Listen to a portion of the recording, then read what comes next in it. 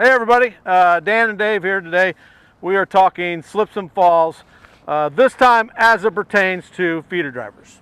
So Dan, we're going to talk about, there's three main things where feeder drivers, when it comes to the tractor and trailer, that they actually are going to use it most of the time. Getting up and down out of the tractor, up and down on the catwalk, right. Putting your hoses in your electrical cord, and then the back of the trailer actually, where you're going to pull down the trailer or lift the trailer door up. Right. But before we get into all of that, I think we first need to define what slips and falls really is. Because you can actually have a slip but not a fall. Right. But that doesn't mean you're not going to get injured. Right. Slips can actually do that.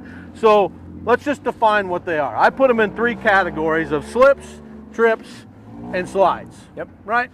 So slips to me is you're basically losing traction with the bottom of your shoe to the surface that you're at. The one bad thing about slips is when you do lose that traction, you typically go backwards. Right. Which could potentially mean you're not being able to catch yourself going backwards, and it could mean head injury. Right, absolutely. Flipping that head back on it. Right. So now we're going to go to trips. A trip is basically a fall in any direction.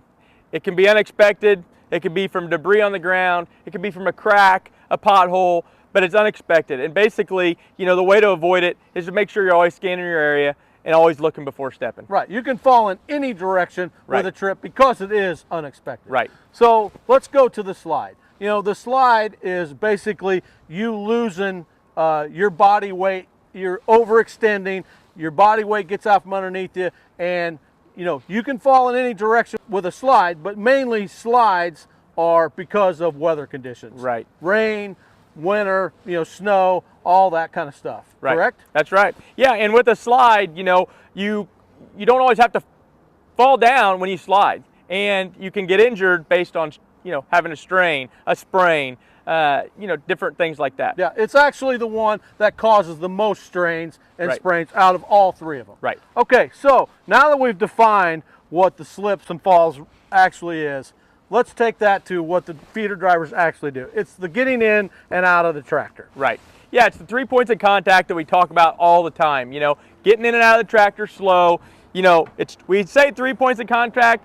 Think 3 points, sometimes 4. We're getting in and out very slow. It's not a race. Because actually, as we've talked before, weather conditions actually affect this. You don't want to speed this up at all. Snow can get on the steps. Right. Rain, makes things slick, the whole bit.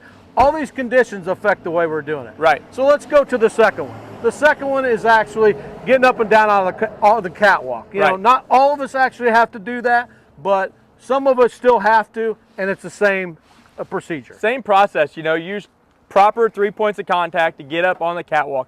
Get all the way on the catwalk when you're up there, and make sure you're keeping the hoses on the left side of your body. We don't want to have to step over anything that causes a tripping hazard. You try to step over the hoses when you're on the catwalk and you trip, it's a long way to fall, and you're probably going to fall on your head. Well, especially if we're in winter. Absolutely. In the middle of spring, it's raining, they're slick. That is all metal. Anytime that gets wet, the traction is not going to be as good with your feet. That's right.